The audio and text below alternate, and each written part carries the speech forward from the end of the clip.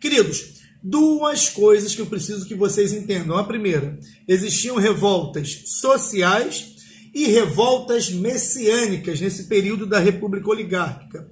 Revolta social é aquela revolta que tem algum problema de nível social, ou seja, tipo a revolta da vacina, por exemplo, que foi um problema social e se estendeu para um problema contra o governo por causa daquilo. A gente vai ver aqui uma outra revolta social, que foi a revolta da Chibata, que a gente vai ver que foi um levante dos marinheiros, mas no finalzinho do vídeo, na reta final do vídeo. No primeiro momento, nós vamos ver duas revoltas que são importantes, são duas revoltas chamadas messiânicas. E por que elas são conhecidas como revoltas messiânicas? Por dois motivos. O primeiro, porque tinha uma liderança muito ligada a algum ato religioso, e segundo, porque o nome messiânico vem do Messias, aquele Salvador. Então, esses dois líderes que nós vamos citar agora na apostila de vocês no livro, e eu vou citar, esses dois camaradas, eles tinham uma liderança religiosa em cima daquela população. No primeiro momento, nós vamos ver Canudos, que foi na Bahia, em torno de 1870, e no segundo momento, Contestado, que foi entre Paraná e Santa Catarina, por isso que é o nome Contestado. No primeiro momento, e também tem o Cangaço. O Cangaço, aliás, eu vou deixar um vídeo contando um pouquinho de Lampião, de Padre Cícero, para vocês entenderem bastante também, já que tem na apostila o bando do Cangaço, que fazia um papel muito ligado aos coronéis da região, tá bom? Mas no primeiro momento nós vamos ver, primeiro, a Guerra de Canudos.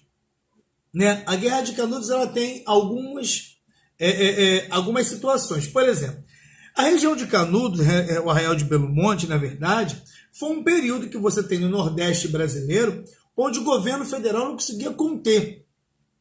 Não conseguia conter, por exemplo, a fome, não conseguia conter a falta de informação. Era uma situação miserável. Então não é difícil de você chegar dentro de um governo, por exemplo, dentro de um grupo de pessoas que está passando fome, tendo necessidade, e conseguir um apoio. Surge um camarada chamado Antônio Conselheiro. E aí ele traz para aquela galera ali um ideal de esperança, um ideal de esse cara vir salvar a gente. Agora a gente tem que levar em duas considerações, né? Muito importante, que eu falei 1870, mas no início... a gente já tinha alguns problemas em relação ao Conceito de República, tá? Mas mais à frente depois. O que vai acontecer é o seguinte: no primeiro momento, Antônio Conselheiro ele traz para aquele grupo de pessoas ali uma nova interpretação da Bíblia, mexeu com religião. Ele arrenda pessoas para dividir funções e ele tinha as decisões até de militarizar aquelas pessoas contra o governo federal. Ou seja, as atitudes de Antônio Conselheiro eram atitudes muito ligadas ao que é uma monarquia. O cara tinha uma decisão política e religiosa, o cara tinha dentro de um arraial, que foi um grupo de pessoas, uma espécie de um mini bairro, digamos assim, que ele cuidou ali, com a divisão de tarefas. Ele tinha uma interpretação da Bíblia, praticamente, para aquela situação. E aquelas pessoas davam a ele uma ideia de salvador, aquele que veio para salvar. Por isso, uma ideia de revolta messiânica, para você ter uma ideia em relação a isso. Então essa ideia de messianismo vem para botar Antônio Conselheiro como o maior líder naquele momento ali. As pessoas respeitavam Antônio Conselheiro, não respeitavam mais o governo federal, digamos assim, o início do governo republicano. E aí as atitudes dele lembravam uma monarquia, o que muito deixou com raiva o governo federal, porque pensava assim, olha, como é que a gente vai deixar no Nordeste crescer um cara que tem o poder quase de um rei? Saímos agora do império, da monarquia, vamos deixar crescer isso dentro? E o governo federal foi lá, né, o uso da força, claro, seu exército dizimou aquela população que estava tendo contra o governo federal, ou seja, a galera de Canudos ali, Arraial de Canudos, Arraial de Belo Monte, conhecido como Canudos. E aí olha que coisa interessante. Por que aquilo chamou a atenção? Primeiro, pela forma como se comportava, igual ao rei. Segundo ponto importante nisso, a forma como muitas pessoas ali, pobres, analfabetas, situações de miséria, deixaram de ouvir os coronéis. Então a mão de obra também ficava escassa dos fazendeiros, donos de terras, do dinheiro. Então mexiam na parte econômica, na parte política e na parte social. Então a primeira revolta que tem de destaque aí, inclusive, que a República levou mais ou menos quase 6 a 8 mil homens para acabar, para ter uma noção. Levou de 6 a 8 mil soldados para acabar com o Arraial de Canudos. Não era pouca coisa, não.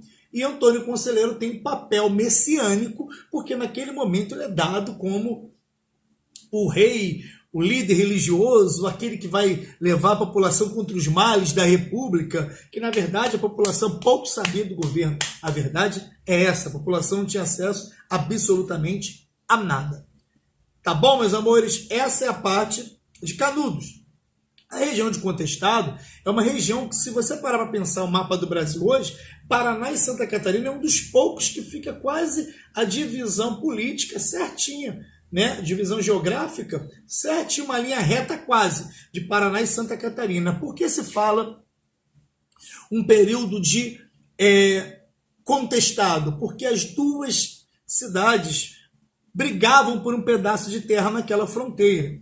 E ali viviam, só para vocês terem uma noção, alguns sertanejos e pequenos proprietários, que passou por um problema de expulsão daquela região. Como expulsão, Valvan? Foi criada ali uma empresa que vinha de fora, uma empresa estrangeira, ia construir naquela divisão ali uma linha férrea. Na verdade, o Brasil passava pelaquela ideia de avanço econômico, próspero, de progresso, que eu falei para vocês. Então, aquela galera daquela região, ela foi expulsa dali. Ela simplesmente pegou e foi expulsa dali. O que aconteceu? Elas foram expulsas daquela região que era contestada, e ali também foi uma revolta messiânica, porque tinha um monge conhecido como José Maria, e aí ele passava a mesma ideia de que Antônio Conselheiro foi lá em cima, né, para a galera da Bahia, nesse caso aqui, nesse momento do Paraná, ele ficou conhecido ali. Aquela galera que foi expulsa dali ganhou terras a 15 quilômetros dali para repor. Mas 15 quilômetros no meio do nada é um nada. E ali começou uma guerra. Após o fim da construção, que foram mandados embora, muitos que trabalhavam naquela construção e foram expulsos dali, uma guerra contra a República. E também foram dizimados, igualzinho na região de Canudos. Tanto Canudos e tantos contestados, né, foram expulsos da sua região. E é o que aconteceu. Eu quero que vocês entendam, que chamam-se messiânicos, tá? Porque tinha uma ideia de Messias, tinha uma ideia extremamente ligado à ideia de Salvador, por isso messiânico. Fechado? Outro ponto também importante é uma outra revolta, conhecida em 1910 como a Revolta da Chibata. É a revolta social essa, porque é um problema social. Dentro da Marinha, da Marinha Britânica, da Marinha Brasileira, existia muito preconceito com os negros, até que eclodiu uma revolta dentro da Marinha. Essa revolta ficou conhecida como Revolta da Chibata.